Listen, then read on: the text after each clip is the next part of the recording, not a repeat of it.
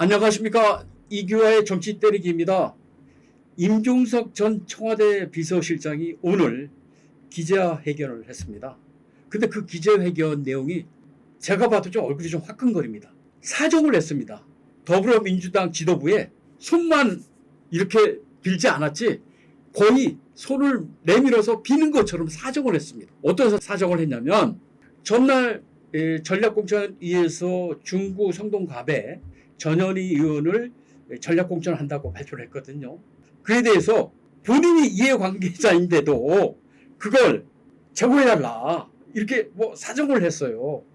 그런데 본인의 일을 본인이 이렇게 사정을 하는 건 참 얼굴이 화끈거리거든요. 제3자가 이렇게 예를 들면 이해찬 전 의원이 임종석 전 그 실장 정도는 배려를 해야 된다 이런 얘기를 했잖아요. 얼마 전에 이해찬 전 의원이 그런 얘기를 했다면 모습이 돼요. 그런데 본인의 입으로 본인을 좀 구제해달라 이러는 건 좀 얼굴이 좀 화끈거리죠. 아니 저는 오늘 그 임종석 전 청와대 비서실장의 그 기자회견을 보면서 야, 저 사람이 참 나이가 들었구나. 한 30여 년 전에 여러분 기억하지 않습니까? 전대협 3기 의장 때 임종석이 어땠습니까? 그때 임종석 씨가 3년 6개월인가 한 3년 넘게 그 검경의 촘촘한 이 수배령을 뚫고 숨어 지냈어요. 그리고 막 기자회견도 했습니다. 막 실출귀물했어요. 아니 그런 배짱은 어디 간 거예요? 아니 제가 임종석 전 비서실장을 욕하려고 하는 게 아니라 아니 너무 초라하다 이거죠. 임종석 전 비서실장을 이재명 대표가 굳이 하려면은 이재명 대표한테 이렇게 사정을 해서 그게 만약 수용된다면 아니 이재명 대표 전략공천위에서 임종석 전 비서실장을 배제했겠습니까? 통할 말을 해야죠. 이런 얘기를 이런 사정을 임종석 전 실장도 아마 알 겁니다. 아는데도 불구하고 이렇게 기자회견을 한 데는 뭐 모종의 또 어떤 뭐 포석이 있겠죠. 예를 들자면 뭐 무소속 출마에 따른 뭐 지역 거기는 뭐 16대 17대 재선을 한 지역구니까 명문도 쌓고 지역구 뭐 지지자들한테 메시지를 전달하는 그런 효과도 있겠죠. 그리고 또 이재명 전 대표한테 이렇게 공개적으로 지적을 함으로써 자기가 나가서 어떤 행동을 할 때 어떤 명분 쌓기도 되는 거고요. 또 여러 가지로 모르겠습니다. 그 사람이 앞으로 행동가 어떻게 될지 모르겠습니다만은 어떤 그런 고려를 했겠죠. 하지만 오늘의 기자회견은 참 그 의외였습니다. 많은 사람들이 어떤 생각을 했냐면 임종석이가 탈당해가지고 뭔가 옛날에 전대협 의장처럼 활동했던 그런 객기로 이 지지자들을 모아서 뭐 예를 들면 먼저 뛰쳐나간 이낙연 전 대표라든가 조홍천이라든가 뭐 이원욱 김종민 의원 있잖아요. 그리고 오래전에 이제 나갔던 뭐 금태섭이라 이게 이제 민주당을 뛰쳐나간 사람들과 한번 스크를 한번 짜보는 그런 시도를 할 수도 있지 않겠나. 왜냐하면 임종석 전 비서실장은 사실은 어느 정도 상징성이 있거든요. 전대협 의장이 비록 3기였지만 전대협을 국민에 각인시킨 그러한 그 활동을 했고 청와대 비서실장도 했고 또 문재인 정부에서 상당히 막 실력자의 역할을 했거든요. 그럼 그런 어떤 배경을 갖고 좀 뭔가 보여줄 줄 알았더니 결론은 이재명 대표한테 사정을 하는 거였어요. 임종석 의원이 이제 나이가 좀 들었구나 하는 그런 생각을 많이 가졌을 겁니다. 사실 임종석 전 비서실장도 사실은 그 김대중 정부 때 16대 국회의원 선거를 앞두고 운동권 출신들을 좀 이렇게 새 피로 이렇게 수혈을 하면서 들어온 사람들이거든요. 그런 거 보면은 지금 민주당의 입장에서는 하나의 어떤 적통을 볼 수 있어요. SNS에 그런 얘기도 돌더라고요. 임종석 전 대표가 유영철 의원이 탈당하려고 할 때 그런 얘기를 했대요. 야, 우리는 나가면 안 된다. 이재명이야말로 민주당의 글러온 돌 아니냐. 우리가 적통인데 왜 우리가 나가냐. 우린 지켜야 된다. 우리 시기를 엿보자. 이런 얘기를 했다고 뭐 SNS 글로 돌고 있습니다. 그런 것처럼 이번에도 그런 생각으로 일단은 이재명 대표한테 한번 수를 한번 던져보는 것 같습니다. 그런데 많은 사람들이 생각하는 것처럼 저도 마찬가지지만 이재명 대표가 이럴 거면은 공천 배제를 아예 했겠습니까? 그리고 또 이재명 대표뿐만 아니라 지금 오늘 서른 의원도 탈당 선언을 했거든요. 그리고 또 홍영표 전 원내대표까지 했어요. 사선 의원. 이 양반 있는 그 부평을인가요? 거기도 전략으로 지금 지정을 했어요. 그러니까 민주당 어떻게 보면 적동 세력으로 하는 민주당 인사들은 다 쳐내고 있습니다. 거의 다 쳐냈어요. 지금 몇 명 안 남았습니다, 사실. 그러니까 지금은 더불어민주당은 그 이름을 쓸 수가 없어요. 민주당이 이라는 이름을 쓸 수가 없어요. 이재명 당으로 문표를 바꿔야 돼요. 이재명 당입니다. 이재명 당. 지금 이재명 당이에요. 그러면은 좀 더 임종석 씨가 좀 더 전략적인 사고를 한다면 물론 앞으로 그렇게 할지 모르겠습니다. 지금 일단 수를 한번 던져놓고 저쪽으로 공을 한번 던져놓고 한번 기다려보겠다는 건데 글쎄 모르겠습니다. 지금 이낙연 전 대표 나갔고요. 지금 나간 분들이 최근 일주일 사이에 지금 이 컷오프 된 사람들이 엄청 많거든요. 김명주 지금 국회부장이죠. 그 다음에 박영주 의원, 강병훈 의원, 그 다음에 뭐 이수진 그 동작을인가 갑인가 그 양반도 저 탈당했고요. 그 다음에 박영순 의원, 고민정도 지금 컷오프 됐고요. 고민정 의원도. 자, 이런 분들이 지금 다 모으면 한 30명 돼요. 다 합치면. 원외까지 합치면 한 30명 되거든요. 그런데 이 사람들 공통점이 뭐냐면 민주당이 피와 살이 이렇게 연결된 사람들이에요. 사실은. 어느 정도 자기가 민주당 적통이라고 얘기할 수 있는 사람들입니다. 이재명 대표보다 훨씬 더 그런 주장을 할 근거가 있는 사람들이에요. 그렇다면 이거 뭐 제 이상적인 생각인지 모르겠지만 이런 사람들 다 한번 모여서 지금 저 이낙연 대표가 하는 당 또 여러 가지 뿔뿔이 흩어져 있지 않습니까? 그러면은 한번 해쳐 모여 해가지고 다 한번 모이자 이거예요. 이 사람들이. 그럼 이게 어떻게 되냐면 민주당이 되는 거예요. 그게 민주당이.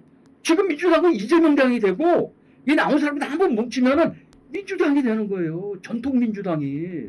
이 출신들이 이렇게 잘 보면요.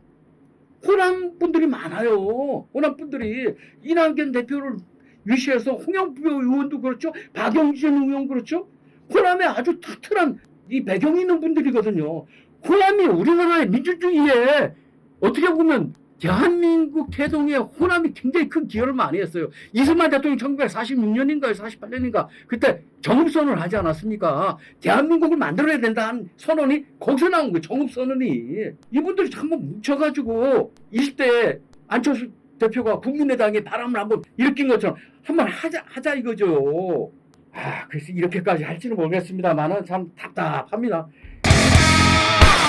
지금 흔히 말하는 개딸들 있잖아요. 개딸? 개혁의 딸이라는 이 사람들. 그러니까 이재명 대표를 지지하는 사람들의 속마음을 제가 잘 모르겠지만 보통 이런 거 아닙니까?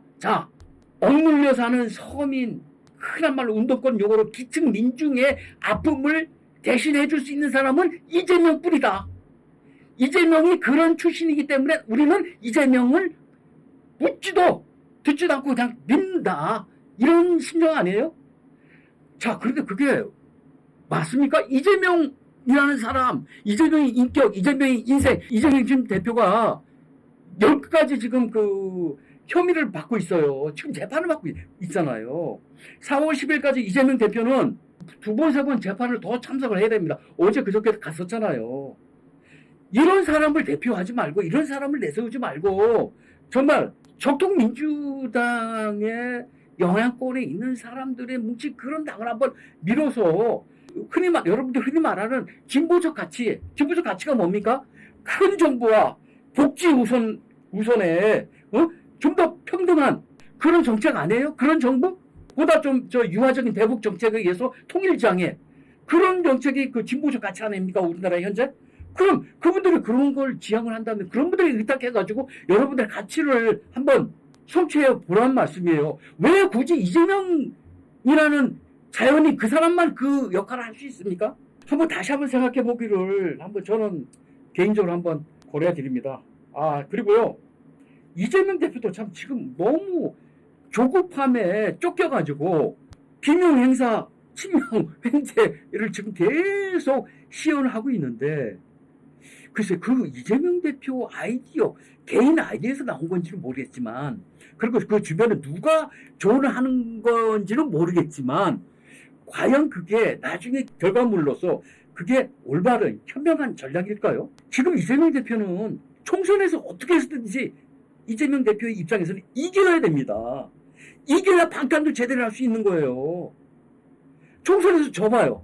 21대 국회의원 선거가 완전히 거꾸로 된다고 합시다. 그때 이재명 당은 완전히 거꾸로 돼가지고 84석 지역에서 그리고 다 합쳐서 한 100석 정도 얻고 국민의힘이 180석까지 얻는다고 해보세요. 그러면 방탄에서 체포동의안이 부결되겠습니까? 다 가결되죠. 지금 저는 이재명 대표가 하는 이 공천 행태가 이런 것 같아요.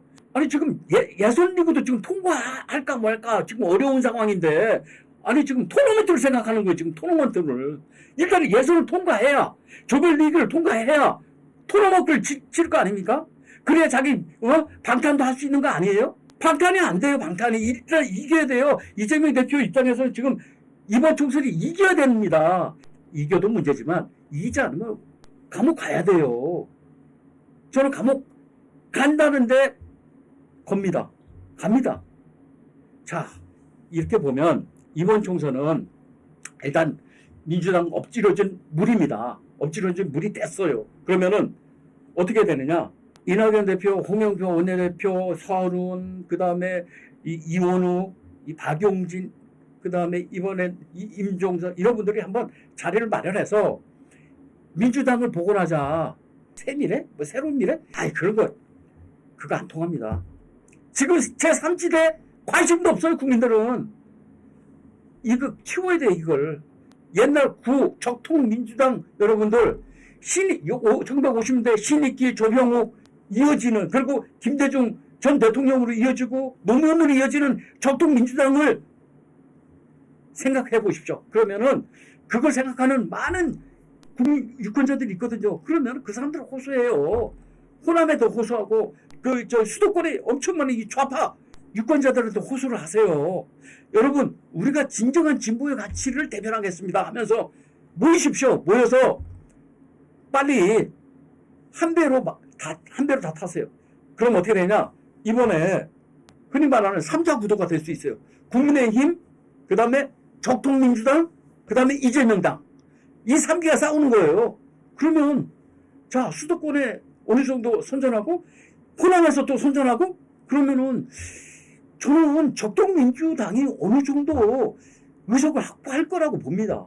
그러면은 이게 갑자기 이렇게 되는 구도지만 3당 구도가 될 수도 있어요. 어떻게 보면. 물론 지금 이 상태로 가면은 국민의힘이 과반 안팎으로 아마 의석을 확보할 것 같습니다. 지금 굉장히 그쪽으로 모아지고 있거든요. 그러면은 한 4, 50석이라도 글쎄 저 비례대표까지 합쳐서요. 라도 좀 적통민주당이 한번 가지면 새로운 어떤 22대에서는 새로운 정치 구도가 형성이 되는 거예요. 그러면은 문제가 됐던 인격적으로나 윤리적으로 좀 문제가 있는 사람들을 다 22대에서는 좀 쓸어버리고 정말 완벽하지는 않지만 새로운 정치 구도로 새로운 정치를 할 수 있다는 겁니다. 오늘은 임종석 전 청와대 비서실장이 의회의 기자회견, 이재명 대표한테 무릎을 꿇고 좀 살려달라고 하는 그런 기자회견을 보고 참 참담한 생각이 들어서 그와 관련해서 이야기를 나눠봤습니다. 네, 오늘 이교의 정치대리 마치겠습니다. 감사합니다.